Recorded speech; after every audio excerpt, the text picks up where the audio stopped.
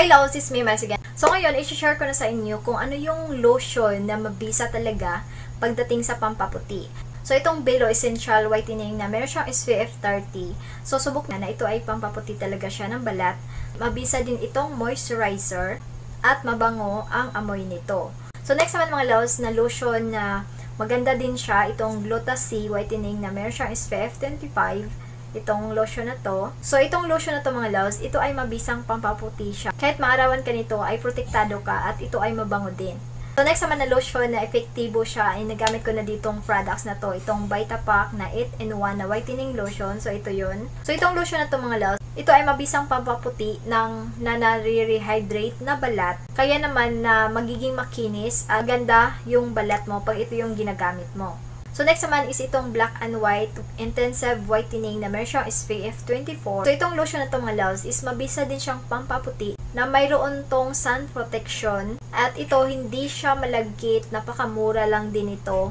And mabisa din itong moisturizer. So, next naman na lotion is itong Vaseline Instant Fair na lotion. So, ito ay nagpapaputi ng instant sa balat mo pag inilagay mo ito. So, ito din ay mabisa itong moisturizer dito sa balat. So, ang lotion na ito ay hindi dapat gamitin kapag ikaw ay lalabas ng bahay dahil wala itong SPF, pero ito ay mabisang pampaputi.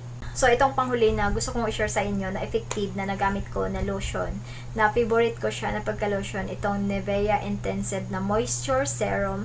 So, ito, maganda siya, nakaka-moisturize talaga siya ng balat, and bukod sa madali siyang mag-absorb dito sa balat mo, maganda siya gamitin kasi hindi siya malagkit na pagka-lotion, and masasabi mong worth it siya na pagka-lotion din. Kasi, meron na tong pamprotekta din dito sa balat. So, ayun yung mga lotion na nagamit ko na masasabi kong effective siya. Kung meron mang lotion, meron din namang mga sabon na mabisang pampaputi. So, ngayon, i-share ko na sa inyo yung mga sabon na mabisang pampaputi na kailangan nyo tong hanapin kung bibili kayo ng sabon. So, dapat kailangan sa sabon na merong sangkap siya na glutathione. Ang mga ganitong klase ng sabon pala na may sangkap na glutathione ay hindi na siya mahirap hanapin. Marami naman to sa mga drugstore, sa grocery store, supermarket, or sa Watson. Maraming mga sabon doon na pampaputi. So, hanapin nyo na lang yung sabon na may sangkap na glutathione. So, next naman is, kailangan mo hanapin tong sabon na to na meron siyang sangkap na papaya. So, maganda to gamitin mga loves na parehong brand ng merong sangkap na papaya na gagamitin mo na lotion or sabon upang makaiwas sa komplikasyon. So, next naman mga loves is ito, hanapin nyo to sa isang sangkap ng sabon.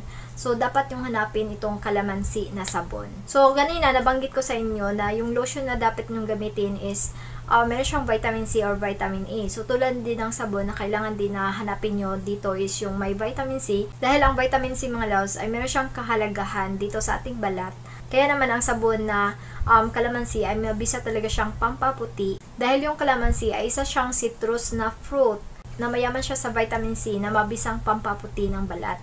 So ngayon, dahil na-share ko na sa inyo yung mga sangkap na kailangan nyong hanapin sa isang sabon, i-share ko naman sa inyo yung mga brand ng sabon na pwede nyong gamitin. So, ayan, excited na ako na share sa inyo itong sabon na to. So, itong sabon, unang-una, na-share ko na to sa aking Watson haul and nagawan ko na dito ng review kung paano siya gamitin. So, ito pala yung sabon na to, itong Kojisan na whitening na sabon. So, 3 peraso na siya, 70 to 50 lang, and mabibili nyo siya kahit sa ang supermarket and sa Watson, meron din to online. So, ito mga loves, itong sabon na ito yung pinaka-paborito ng maraming Pilipino. Dahil ito mga loves, may mga natural na sangkap na kojic acid na tumutulong ito sa pampapaputi ng balat. So, pag tuloy-tuloy yung paggamit mo dito, ay talaga siyang nakakaputi ng iyong balat.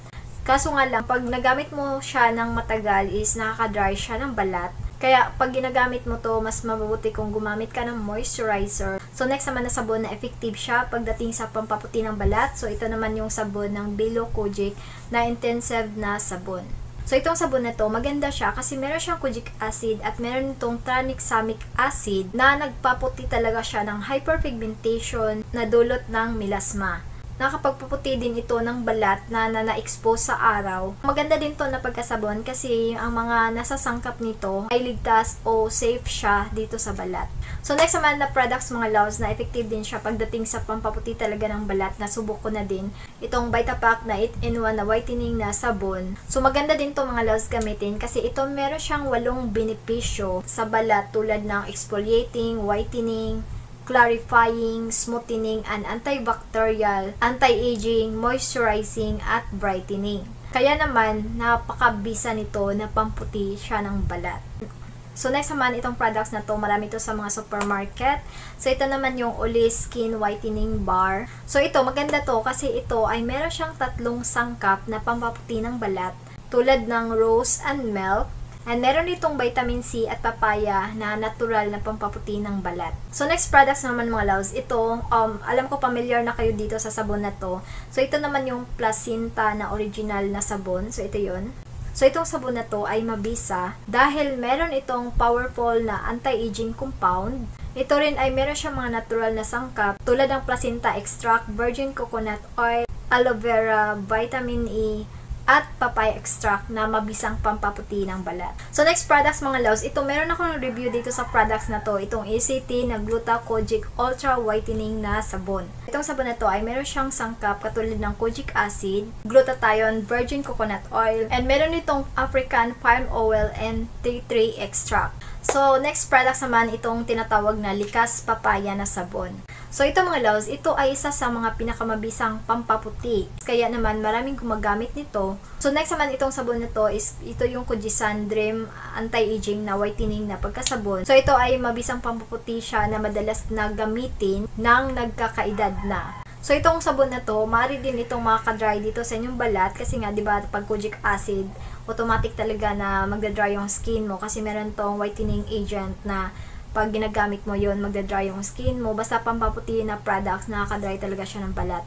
Kaya kung ikaw gumagamit ka ng mga pampaputi na products, mas mabuti kung gagamit ka ng mga moisturizer. So, yun yung mga sabon na effective pagdating sa pampaputi. So, kung ikaw gumagamit ka ng sabon na pampaputi at kung gusto mo talagang pumuti, so, kailangan mong gumamit ng lotion na may mataas na SPF or kailangan mong gumamit ng sunblock para hindi ka mangitim. Kasi mapabaliwa lahat yung pagpaputi mo kung hindi mo naman siya ginagamitan ng pamprotekta dito sa inyong balat. So, kailangan na pag gumagamit kayo ng mga products na pampaputi, so, iwasan mo din na mabilad sa araw kasi nakakaitim yung mga products na pampaputi pag naarawan ka.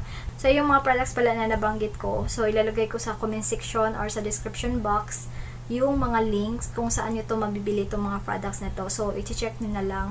And, ayun, comment lang kayo sa baba kung meron kayong mga iba pang mga tanong. So, yan lang mga loves. Sana nag-enjoy kayo and sana makakatipid kayo at sana magiging hiyang sa inyo yung mga products na nabanggit ko. So, yan lang. Thank you so much for watching. Don't forget to follow me on Instagram, Facebook. Don't forget to subscribe for more videos. Bye!